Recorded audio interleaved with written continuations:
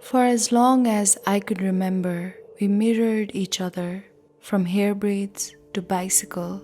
Hand in hand, she walked with me until she met a boy who followed her in our alley and cornered her in the chat room.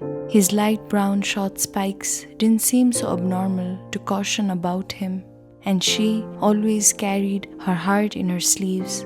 Their brief love affair couldn't survive a spring, but the boy refused to wither away.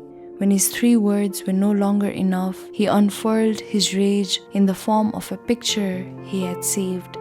The picture came to me before she did, her bare skin in megapixels, young bulges competing against each other. For the first time, I didn't notice her stomach layers or stretch marks, which we always compared against each other. Something else washed me over. Guilt, shame, regret, my mouth a junction of words knowing no exit direction. I saw acres of her skin until they folded into my own. I am again 18 and alone in my room. Earlier that day, she had playfully asked, "Do you sometimes look at yourself?" Until I reached my room, I had realized I could probably die with a layer of rust that wouldn't burn even in my deathbed. So I looked at my own body full length and discovered the creases on the backside of my ankles. I traced my crevices, zooming in and out, cupping myself like a new lover's face. Suddenly I realize I'm hovering in the phone cloud somewhere.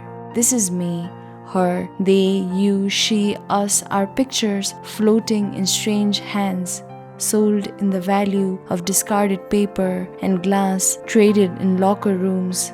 I never show my picture to anybody, but how do I know nobody is watching me? She said I wasn't being a rebel that night, but he told me he would savor my bravery like a mark. But now her nude body, a bookmark, declining to be stripped off computer and phones, a wildfire all over the internet. She, a deer caught in the headlines. When a stranger's eyes spotted her in a crowd, her eyes stopped meeting anyone. Every time I visited her, I patted my fingers on her shoulder blades as if knocking on the door of a locked house to let me in. We spent nights setting up tent with our eyelids and woke up to darker days. The wildfire consumed her insides like dry pine wood, and then it caught someone else like it always does. Like how the flames cannot abandon their nature of mounting on an innocent back.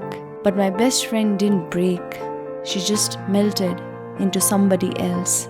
Last time I saw her, her broad shoulders were covered with ink. Her vibrating laughter like childhood hoopla hoops I wish I could again wriggle into. The cat is out of the bag, you know.